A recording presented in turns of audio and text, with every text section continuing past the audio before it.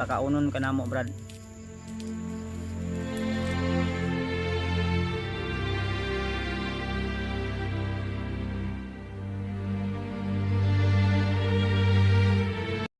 So yun, isang mapagpalang araw sa inyo lahat mga tol.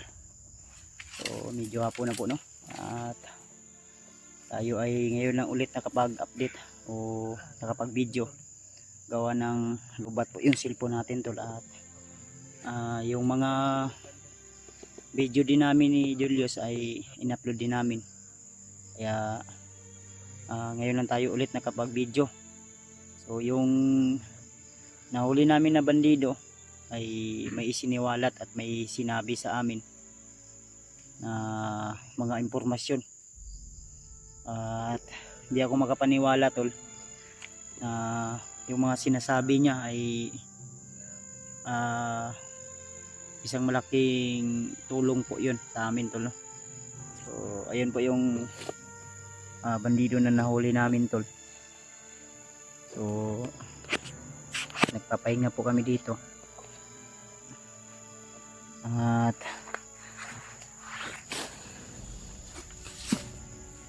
ayan, pahinga muna kami dito tol dahil hindi pwede na kami ay patuloy na maglalakad habang may dala kaming bandido na bihag. So may gapos pa rin yan sa kanyang ano tol, no? Sa kanyang kamay. Huli pala, ano pa rin natin yan, bihag pa rin natin. May nakatali pa din yan na ano, tali sa kanyang kamay. At yung mga sinabi niya sa atin tol, o isang napakalaking tulong at isang babala na rin, no, na yun ay natuklasan natin. So yung sinabi sa atin niya, sinabi niya sa amin ni Julius ay may isang ano daw, may isang alaga ng hunter na ngayon ay naging isang mabangis at uy Diyos naturo nagliban daw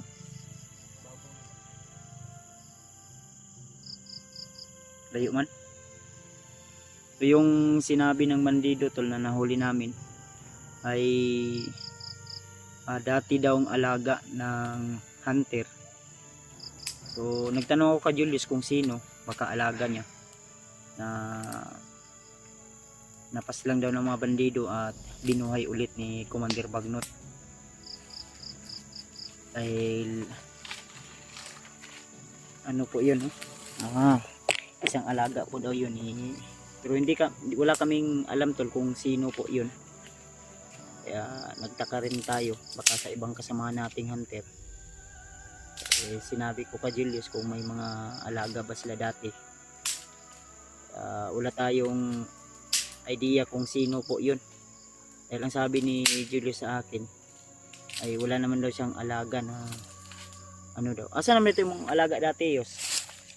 Uli na sila ha, eh. Ano, uli na sila ha? Oo. Nangit dito sa Kuwagit kay Orman. Mauli na sa siyang pamilya. Di, ang ingon ani niya, Brad, buka po, Diyos.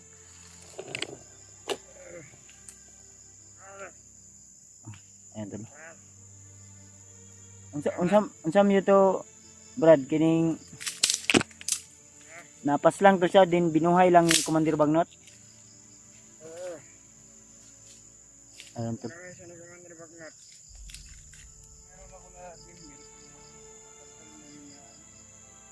Di lang nato ko nang gulong say kuan basta kay kita na tay idea. May idea tayo tol na kailangan tayo mag-ingat lang lalo na't ang sinabi niya sa atin yun daw yung may hawak kay Noah ngayon, isang dating alaga ng hunter na yun po ang may hawak kay Noah. Pero mabangis, mabait pero mabangis at pinapakain naman daw yung alaga natin. Ang problema lang minsan ay galit, no?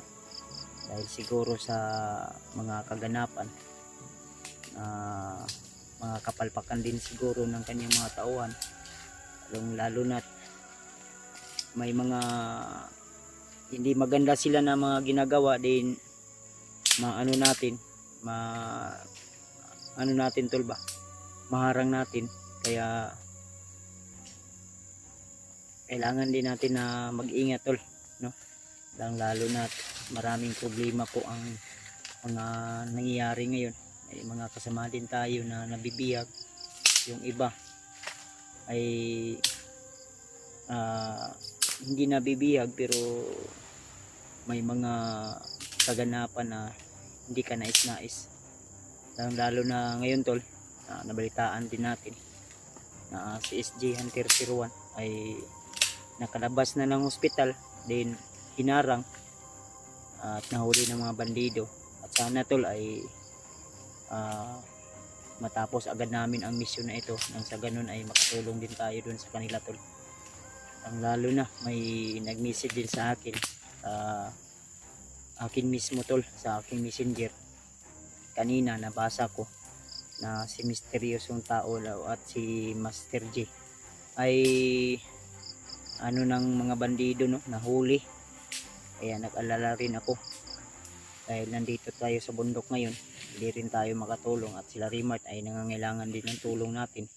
At may mga tao pa na nagtangka sa buhay natin na tayo daw ay papaslangin at papatayin.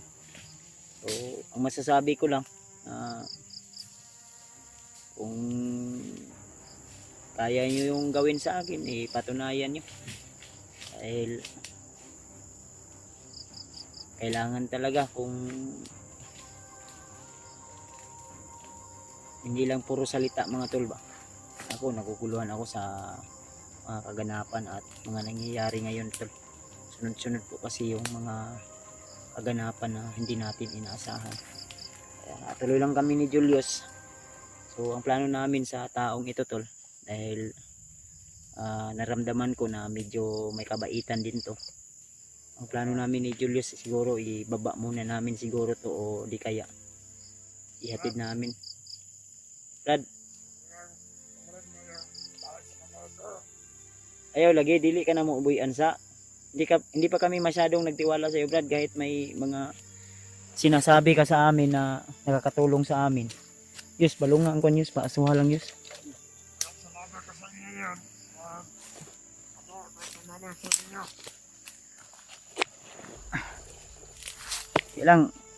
Ilang Brad, ay kabala ka Brad, pakaunon ka na mo Brad. Pasin ugma Brad, amo kang ibaba ka na mo ni Julius o unsay dagan ani. Padulong naman gud gabi di ta magkuan, kumpiyansa. Labi na kay nakamonitor ang mga tao ron nga kuan ni Commander Bagnot. Daghan nagbayis-bayis yung mga motor, asa na dapit. Ganito na yun. Alam niyo mga kasamahan ko, nahuli ko ninyo. Ito yun tol. May mga motor kasi na naririnig din namin tol. Medyo may kalayuan po yan, pero itong area na ito ay medyo ano kasi masukal.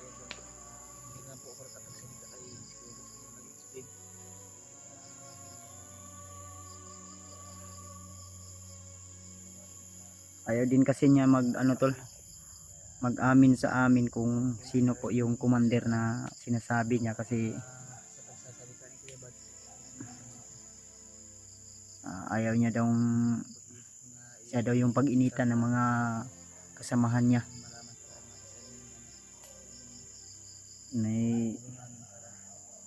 Ayaw kan sayo sabay tingog sa iro di banda dito banda tulo.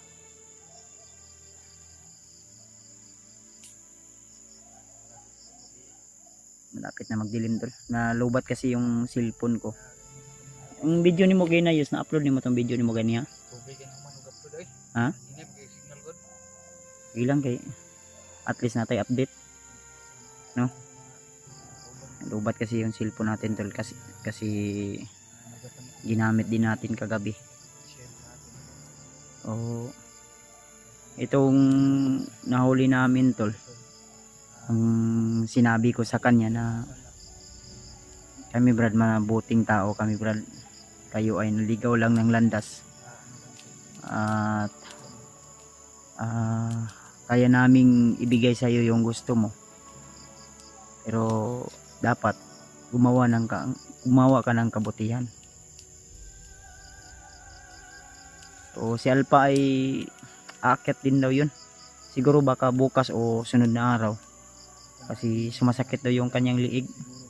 Siguro na ano si yun, kasi alam nyo naman na si Alpha tol ay may stiff neck, ganun tol ba. Kaya iniintindi ko na lang at wala namang problema tol, dahil kaya naman nating makipagsabayan kahit mag-isa lang tayo o dalawa lang kami ni Julius, ay yung mga kalaban na nasasagupan namin ay hindi naman gaano kabilis at kalakas. Okay ra kada brad? Ha? Yeah, ay kabala ka brad. Basta ang akong gipromise sa imo yung pinangako ko sa iyo na ibaba ka na mo. Si Julius si Julius bahala sa imo mo hatag og pamasahe o pagkaon nga madala nimo sa imong pamilya. Ha? Unsa? Ay kabala ka lagi ana. Ilang brad ay kabala ka brad. Pero musugot man ka brad nga sabayan minimo padlong asa ninyo gibutang ang akong alaga nga si Noah. Papayag daw siya tol na tutulungan din daw tayo niya tol.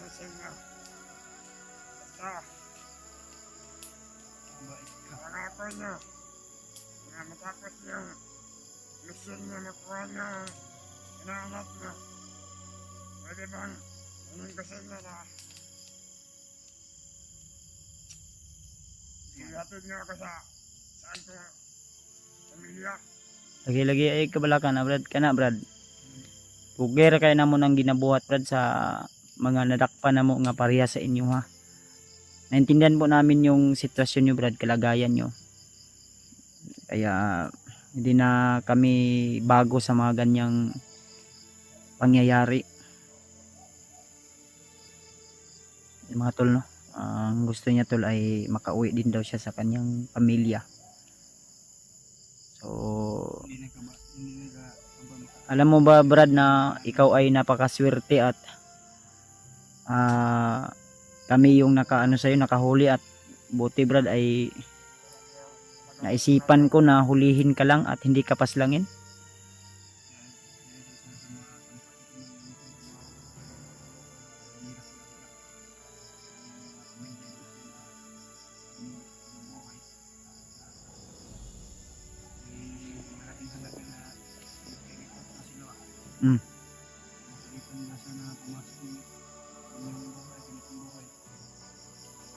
Ito tol, alam ko tol na mabait na tao to tol at handang tumulong, dahil kinausap ko naman to kanina tol, kanina tol, at ang sabi niya sa akin ay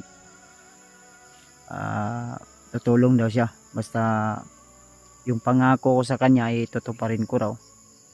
Bibigyan ko lang daw siya ng pira o di kaya madala niya sa kanyang pamilya, ay tutulong daw siya dahil pumasok daw siya sa ganitong gawain upang may matustos sa kanyang pamilya ba, may makain din. Kaya basta ako brad, isa lang yung hiling ko talaga sa iyo, dahil hindi lang yung alaga ko yung problema namin, kundi marami pa, kasi marami kayo dito mga bandido na yung mga ginagawa nyo ay talagang taliwas o mga masasama yung mga ginagawa nyo ba.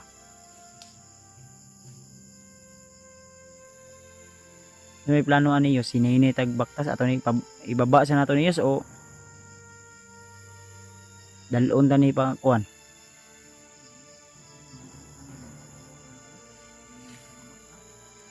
Sabayon lang nato ni padlong asa lapit si Nuwag ibutang nila. Ning kontak mabud sa ko si Rimart gudtol. Kumontak din sa akin si Rimart na nangangailangan din sila ng tulong.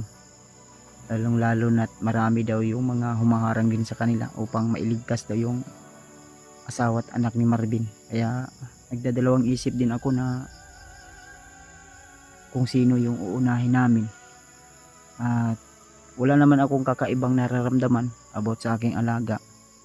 Dahil ang sabi sa akin ng bandido na ito na nahuli natin na yung alaga ko raw ay pinapakain naman daw at maayos daw yung sitwasyon.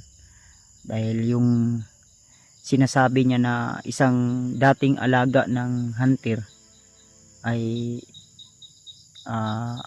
minsan na high blood lang daw. Kaya malupit at mabangis din daw kung magagalit.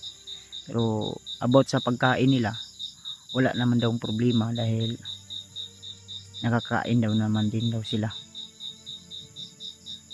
So, nagtaka din ako tulno at nag-alala din ako sa kalagayan nila Rimart. Nagtaka din ako sa kung sino po yung sinasabi niya na isang dating alaga ng hunter.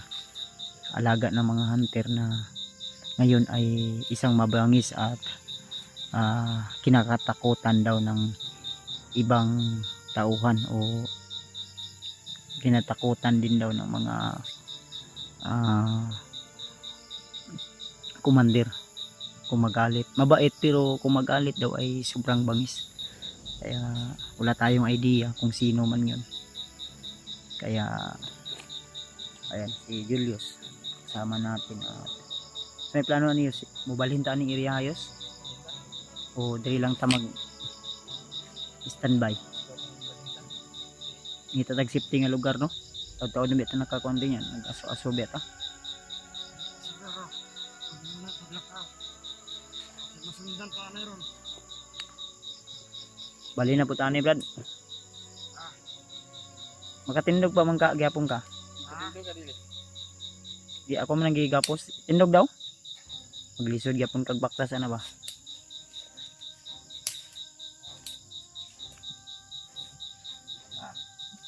ayan dulo yung tali ko ay nandyan sa kanyang ano sa hindi ko na ko ba tali na ko di butang sa iyang paa sa iyang kuan basta ang sinabi ko lang sa kanya na kung tatakas ka para mo na ring pinatay yung sarili mong pamilya sumunod din naman sa atin tol kaya pero di lang gyapon ta ko piyansa yos kay basin wata kabalo ba ang naunaan ni pabut-butan lang ni nang wag lang tayong kumpiyansa talaga tol kaya ganahan lang kami siguro nito tol at tayo ay hahanap din ng area na masipti at hindi delikado dahil yung area na ito tol ay medyo alanganin talaga to kung ako lang yung magpapasya ay lilipat talaga kami. Nginit